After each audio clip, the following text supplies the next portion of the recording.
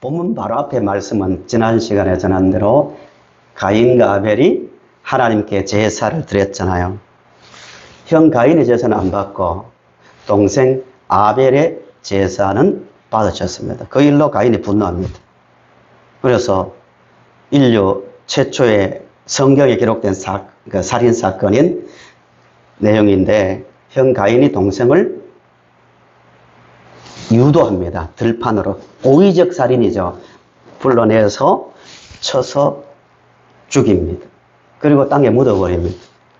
죄의 이력이 얼마나 강하냐면요, 형제도 죽일 수 있는 것이 죄의 힘입니다. 아니, 아벨이 잘못한 게 없잖아요. 안 받으신 것은 하나님이잖아요. 그렇지 않나요? 이성적으로 생각하면. 그러면 자신을 돌아봐야 되는데, 죄의 지배를 받으면 마음에 분노가 일어납니다. 시기심이 있습니다. 지난주에 말씀드린 대로 갓 태어난 아기를 100명을 모아서 무인도에 두고, 물론 실제로 살 수 없죠. 아기들끼리 살 수 있는 완벽한 조건이 되어서 성장해도요, 한 사람도 죄에 대해서, 나쁜 것에 대해서 듣지도 않았고 또 보지도 않았는데도 거기에도 똑같이 살인이 일어나고 도적질이 일어나고 시기가 나오고 다툼이 나오게 되어 있습니다. 왜 그런가 하면은 죄의 지배를 받기 때문입니다. 인간은 가인이 하나님을 인정하지 않았기 때문에, 하나님을 하나님으로 인정하지 않았기 때문에 그 결과로 죄의 지배를 받기 시작한 그 대표적인 예가 동생을 돌로 쳐 죽인 사건입니다. 철학적 단어로 인간 실존이랍니다. 인간 실존. 보리수 나무 밑에서 아무리 노력해도 얼마나 아름다운 그 노력입니까? 본받아야 되죠. 잘 살아보고 인간의 어떤 본내에서 벗어나려는 노력이잖아요. 그 말을 뒤집어 보면은 그만큼 죄의 이력은 강하다는 겁니다.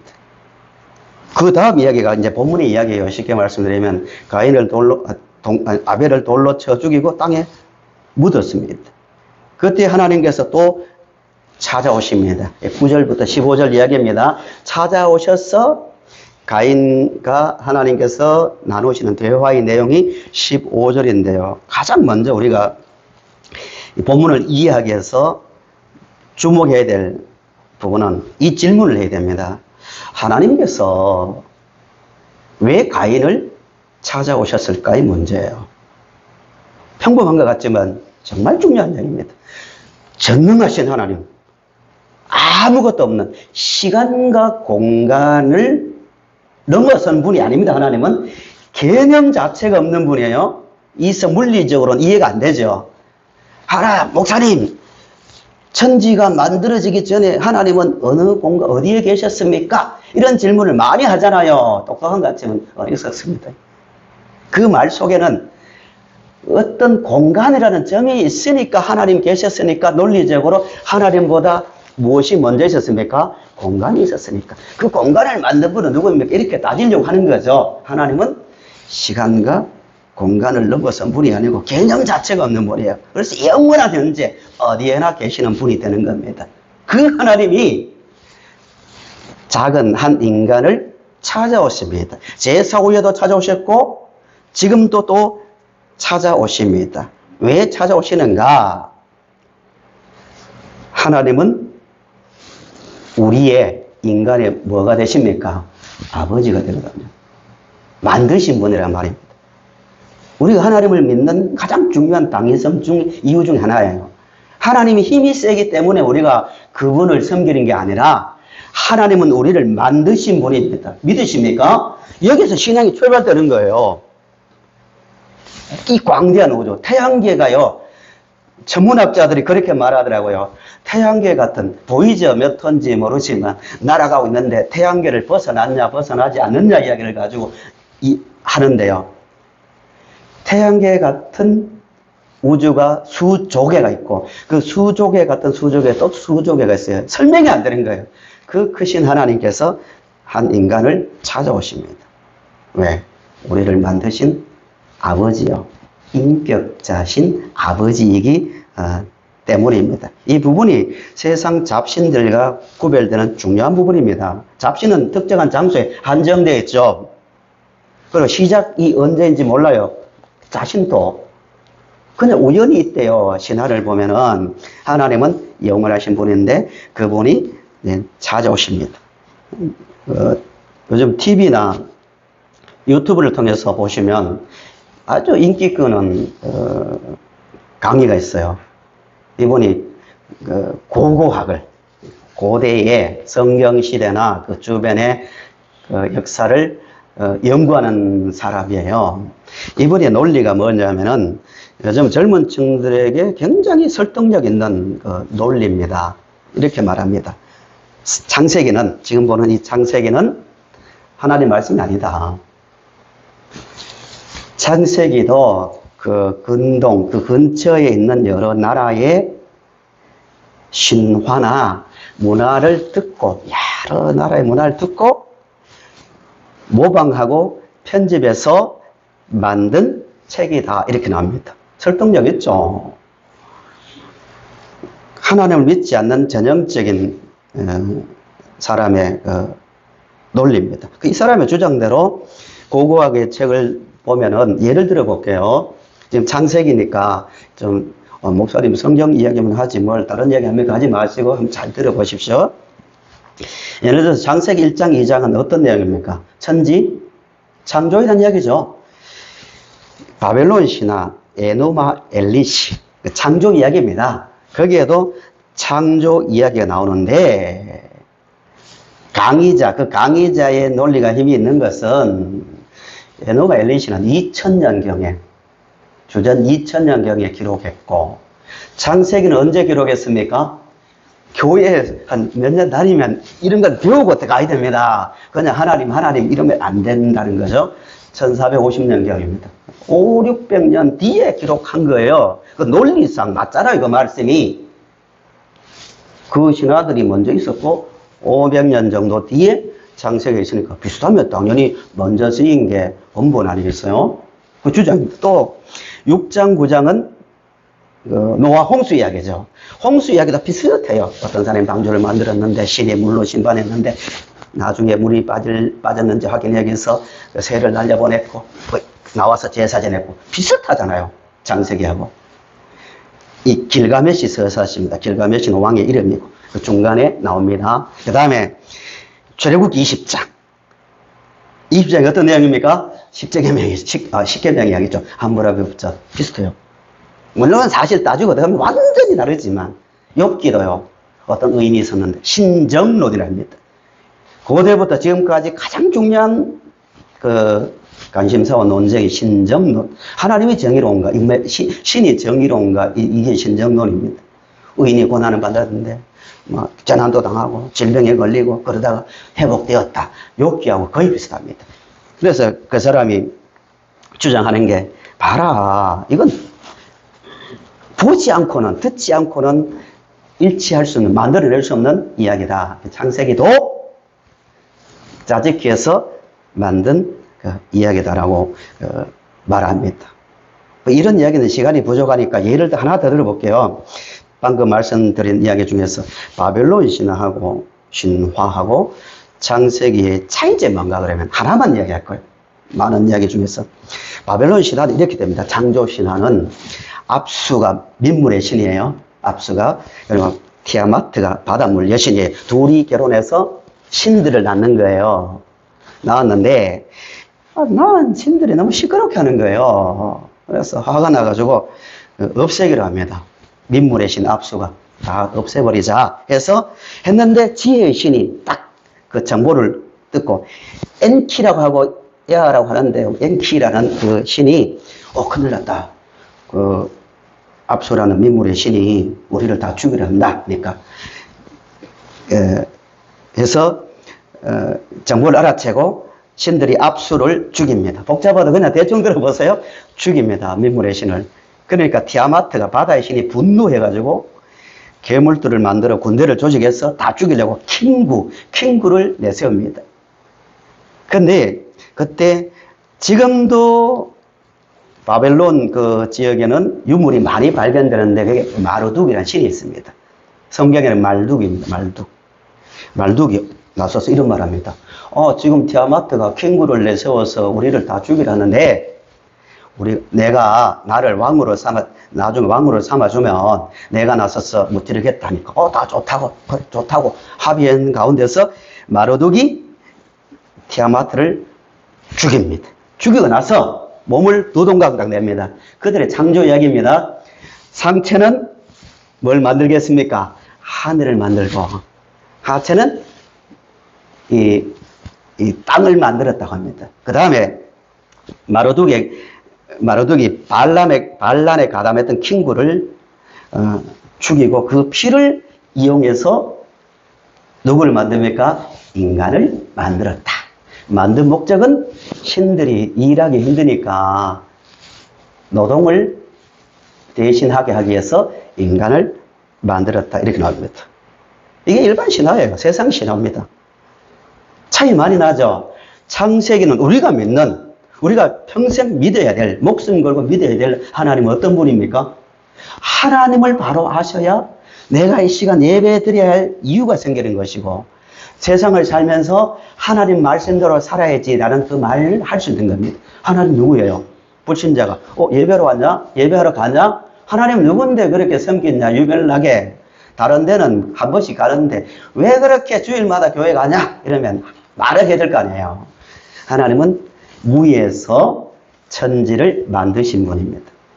그리고 인격자입니다. 이 부분이 중요합니다. 인간을 위해서 자신이 대신 죽을 만큼 인간을 사랑하는 아버지요 인격자입니다.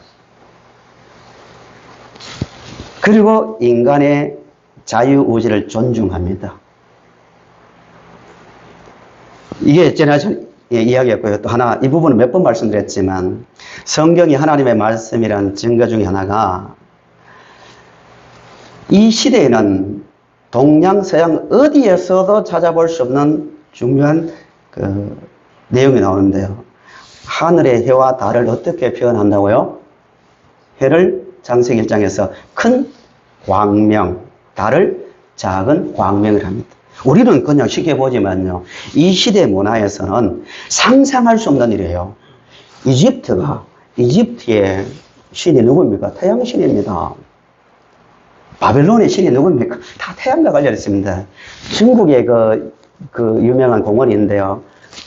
거기에도 태양신, 목성, 화성신을 위해서 다 섬깁니다.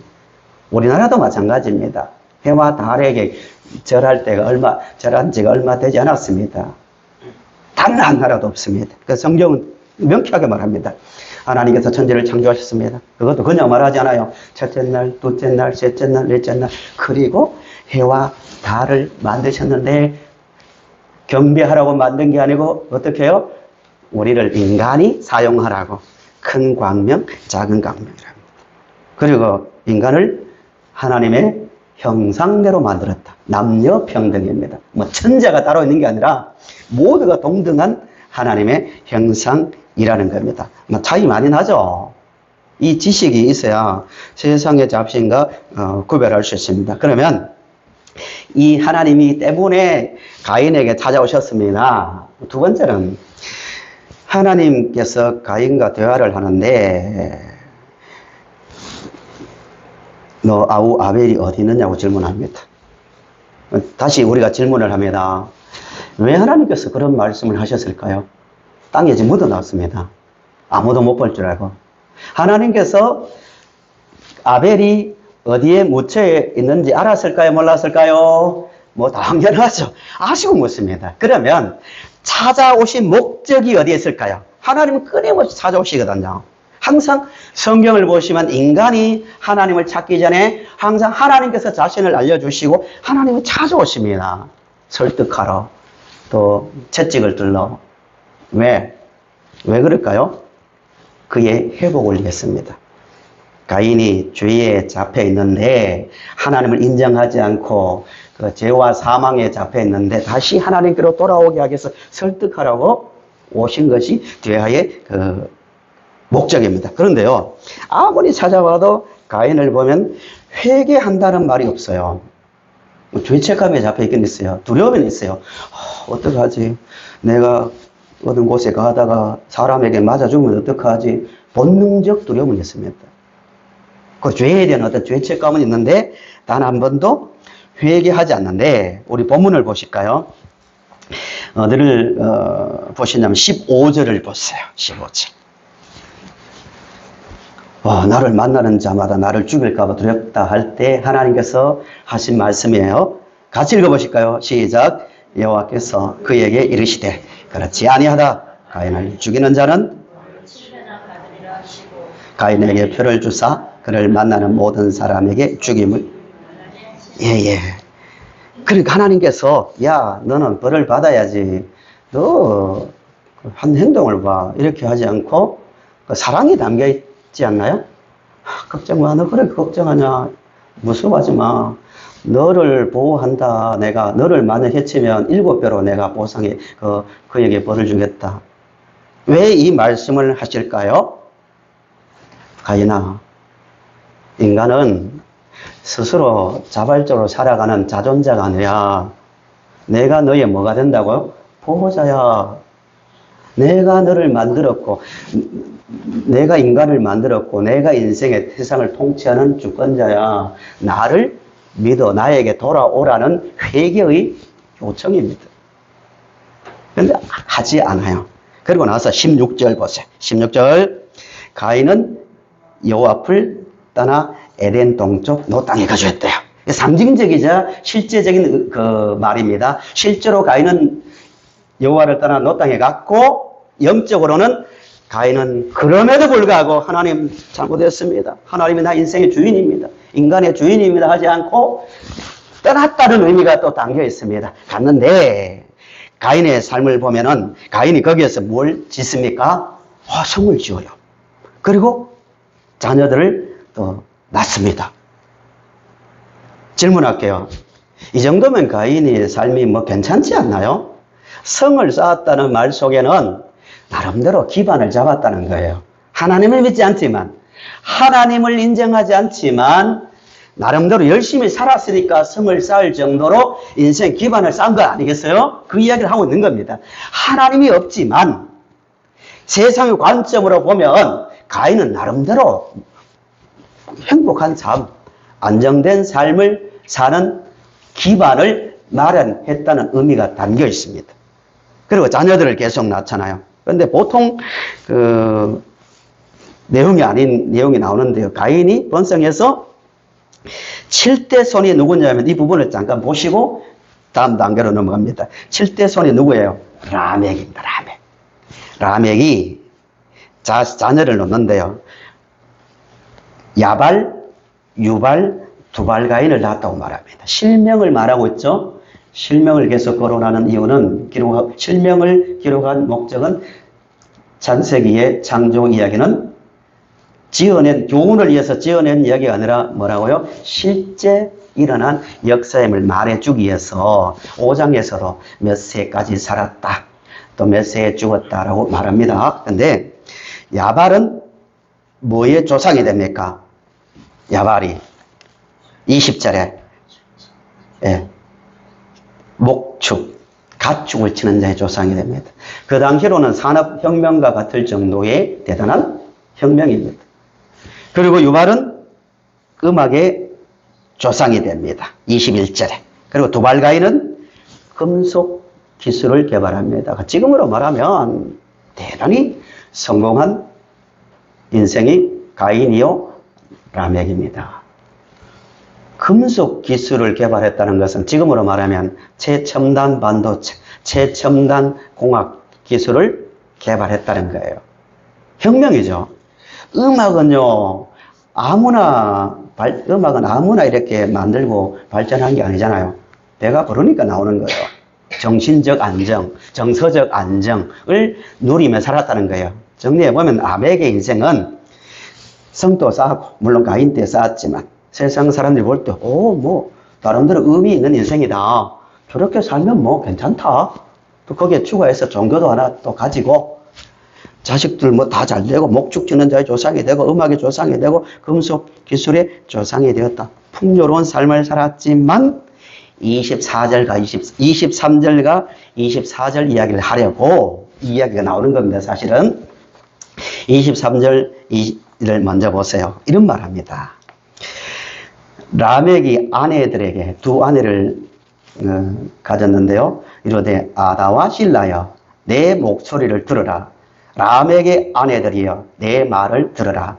나의 상처로 말미암아 내가 사람을 죽였고 나의 상함으로 말미암아 소년을 죽였도다라고 히브리 그걸 보면 그 언어를 보면 시처럼 노래처럼 말합니다. 자랑합니다. 두 아내 보고 야 내가 말이야 어떤 소년이 있었는데 나에게 상처를 입혔어. 뭐 싸웠는지 모르지만 내가 그래서 죽여버렸어.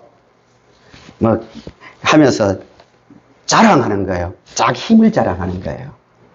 죄에 잡혀 있는 거죠. 그 다음에 24절을 보세요. 24절도 같이 읽어보실까요? 시작.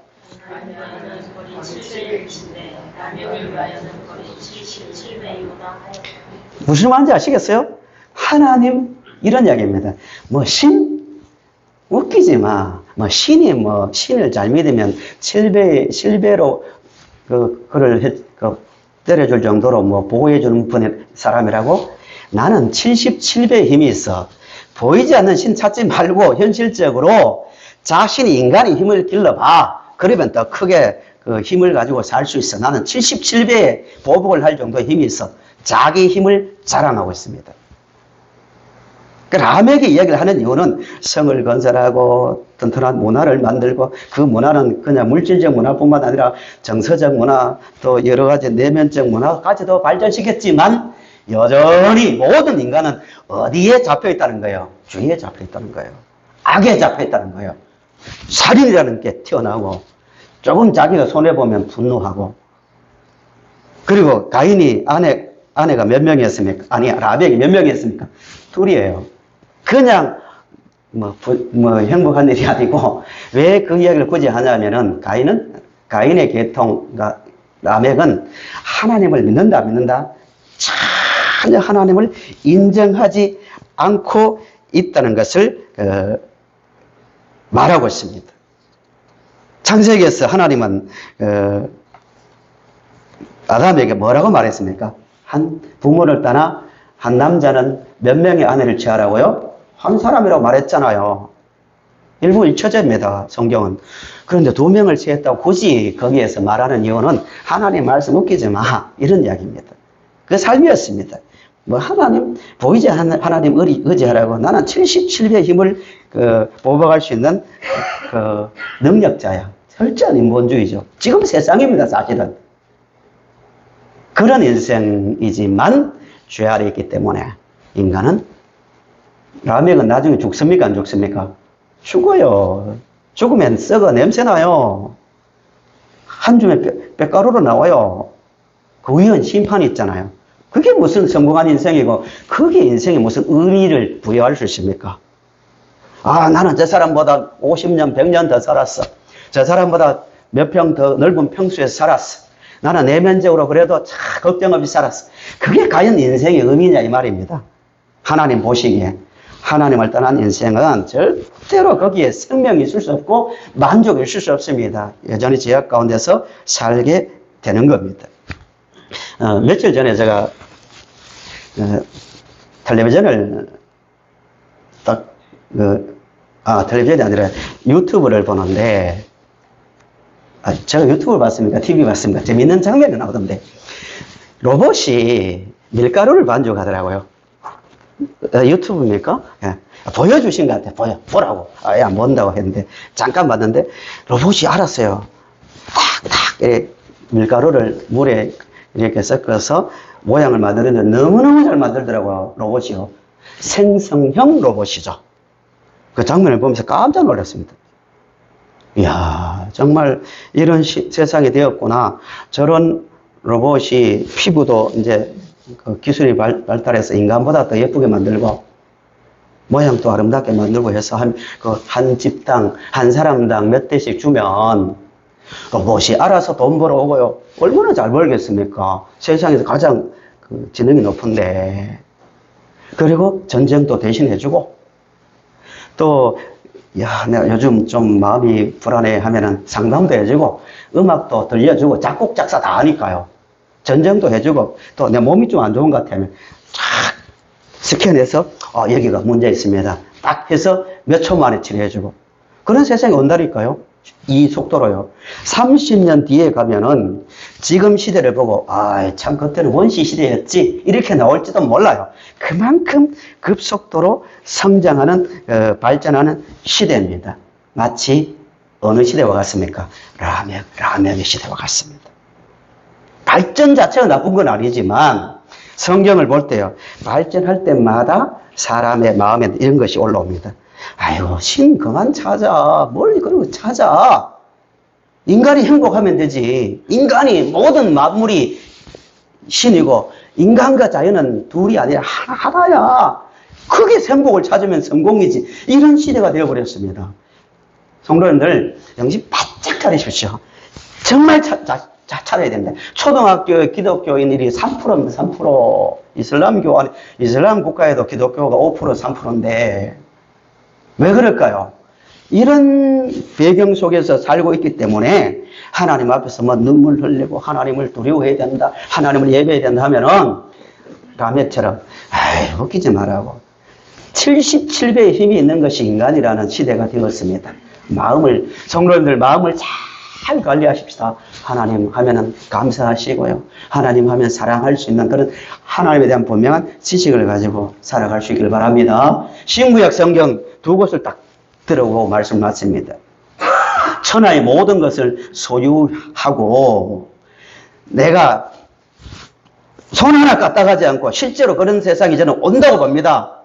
과학자는 아니지만 입만 벌리면요 평생 먹을 거 다 먹을 수 있고 다 몸 관리도 해주고 다 해주는 그런 평생 먹고 사는데 문제없고 정신적 안정을 누리는데 문제없는 시대가 오더라도 하나님을 인정하지 않는 우리의 창조자요 생명의 근원인 하나님을 인정하지 않는 인생은 절대로 행복할 수 없고요. 절대 만족이 되지 않습니다. 하나님께서 그렇게 말씀하셨기 때문입니다. 시편 1편을 보세요. 두 곳 중에 하나인 곳입니다. 구약을 대표합니다. 복 있는 사람과 악인이 나옵니다. 하나님을 인정하는 인생과 하나님을 인정하지 않는 인생에 대한 이야기입니다.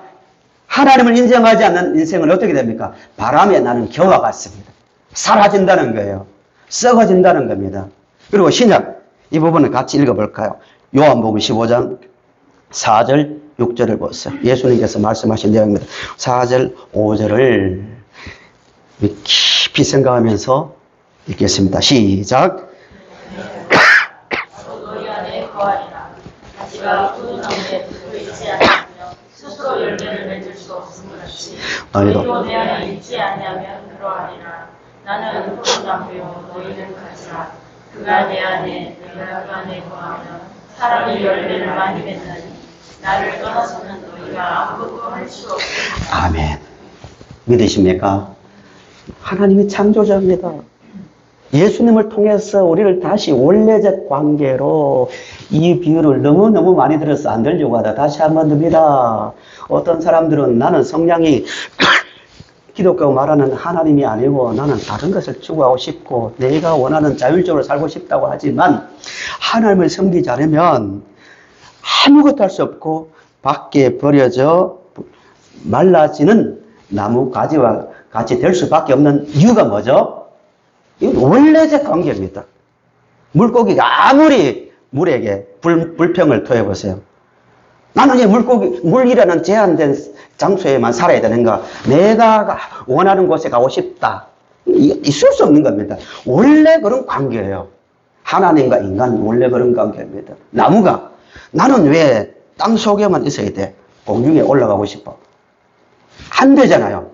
원래 그렇게 하나님이 정해 놓으셨습니다. 인간이면요, 우리가 인간이면 하나님은 우리의 창조주요, 우리의 생명의 주인입니다.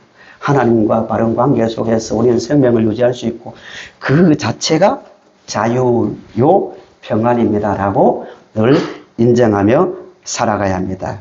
한 가지만 더 말씀을 드리고 마칩니다. 2분에 대해서 제가 한번 소개한 것 같아요. 2분 이야기만 하고 마칠게요. 지금은 캠브리지 대학 소속 같고요. 히브리 대학에서도 계셨던 분인데요. 유발 하라리. 1974년인지 76년생입니다. 굉장히 지금 우리나라에도 넥서스부터 시작해서 이런 여러 가지에 대해서 책을 내어서 베스트셀러가 되었고요. 우리나라에도 와서 강연도 한 분입니다. 이분이 호모데우스, 말 그대로 신이 된 인간이죠. 신이 된 인간에 대한 이야기를 하면서 이런 이야기를 했습니다. 그 내용 중에서 현대인은 신의 자리에 올라가고 있다. 두 가지, 세 가지인데 전 두 가지를 좁혀서 말할게요. 하나는 유전자 조작이다. 유전자를 다 해독해서 영생에 도전하려고 하고 있습니다. 죽지 않으니까. 두 번째는 사이보그입니다. 사이보그. 이건 생성형 로봇하고 좀 달라요. 뜻이. 로봇의 기계를 인간 몸속에 결합하는 거예요. 생체. 지구상에 있는 모든 지식을 몸과 연결하니까 모르는 지식이 없고 인간편으로 하지 못할 내용이 없는 거예요. 이해하시겠습니까? 그게 생성되니까 부족하면 자기가 채워주는 거예요. 계속 생성형 로봇입니다. 그러니까 전지한 인간이 되려고 도전하는 세상이 되었다. 이렇게 말합니다. 라멕이 말할 만한 시대가 된 건데 그 사람의 결론이 뭐냐면은 그러나 인간이 주인이 되는 것이 아니고 그 데이터의 노예가 되어서 밀려난다는 겁니다. 성경적으로 딱 맞죠. 너희들이 나를 인정하지 않으면 천하의 어떤 방법, 어떤 것을 누려도 목마른 인생이 되고 그것에 뭐가 된다는 거예요? 노예가 된다는 겁니다. 우리 이 이야기가 유발 하라리 이야기하는 거 먼 이야기 같지만 우리 이야기입니다. 철저하게 정신 바짝 차리고 중심에 하나님 누구신가? 하나님은 나에게 어떤 분인가 생각하면서 철저하게 하나님은 나의 창조자입니다. 나를 인도하시는 분입니다. 영문을 주장하시는 분입니다. 라고 깊이 생각하면서 살아가시길 바랍니다. 하나님은 각자 한 사람 한 사람을 끊임없이 찾아오십니다. 옛날에는 직접 찾아오셨고요. 꿈으로 찾아오시고요. 지금은 어떤 방법으로 가장 많이 찾아올까요? 물론 사람을 통해서, 사건을 통해서도 찾아옵니다. 제가 지난주에 잠깐 앉아서 우리 이기룡 집사님 말씀을 잠깐 들었는데요. 정확하게 옮기지 못하겠어 이런 말씀을 하시더라고요. 여러 서랍이 있는데 저게 뭐지 하고 꺼내보려고 했는데 열었는데 거기에 성경이 들어있었대요. 맞죠? 그래서 이거는 우연이 아니다. 나름대로 우리 말로 하면 하나님의 부르심이다. 이렇게 느낀 거죠. 굉장히 중요합니다. 하나님은 다양한 방법으로 물질적 문제를 통해서, 사람을 통해서, 사건을 통해서, 또 말씀을 통해서 찾아오셨는데요. 만약에 이것을 거부하면 이렇게 해석할 수 있잖아요. 통계 중에서 서랍이 100개네. 그러면 우연이지만 그것을 열 확률은 몇 프로다? 1%도 통계학적으로 생각하자. 이성적으로 생각하자. 그 우연히 그런 거지. 제가 이번 주에 말씀을 준비하면서 여러 책을 읽으면서 진화론이나 여러 책을 읽으면서 공통점이 뭐냐. 그 사람을 맡길 때마다 나오는 게 우연입니다. 시계가 던져졌는데 페일리의 그 시계 이론입니다. 봐라. 그 사람은 하나님의 있음을 말하기 위해서 한 거예요. 유리 덮개, 초침, 시침, 돌아가는 정밀성, 봐라. 이거 어떻게 우연이냐. 이렇게 말합니다. 상당히 신비하죠? 심장을 봐라, 심장. 이게 우연이냐. 설계자, 지적 설계자가 있고 창조자가 있기 때문에 가능한 이야기다. 우주를 봐라. 정밀성 봐라. 이렇게 말했는데 딱 튀어나온 게 다윈의 진화론입니다. 아니다고. 자연, 그걸 가지고 물고기가 점점 현실에 적응하기 위해서 줄어들고, 새도 적응하기 위해서 된 거다. 이런 식으로 계속 바꿔나갑니다. 마음의 문제라는 겁니다. 마음을 열고 하나님의 찾아오심에 대해서 들어보시면 모든 것이 하나님의 살아계심을 증거하고 증명하는 것으로 가득 차 있습니다. 그냥 하루하루를요, 우연이지 넘기지 마시고 특별히 말씀을 보는 가운데서 계속 봐보세요. 어느 순간에 딱 이성적, 비성이 아니고 초이성적 이해력이 생깁니다. 하나님이 살아계시네. 다른 사람들은 미쳤나 할 정도의 행동하면 하나님 감사합니다. 하나님 살아계십니다는 고백이 나올 수 있습니다. 찾아오시는 하나님. 찾아오십니다. 살아있는 이상. 이미 찾아오셨지만 삶 가운데서 찾아오신 하나님에 대해서 민감하게 반응하는 가운데서 하나님 살아계시다. 이성을 넘어서서 하나님은 계신다. 하나님은 우리의 구원자라고 말할 수 있는. 그래서 하나님과 동행하며 살아가는 우리의 이 시대에 사이보그 시대, 라멕의 시대에 살지만 하나님은 살아계시다는 그 믿음을 가지고 살아가는 성도님들이 되시길 바랍니다.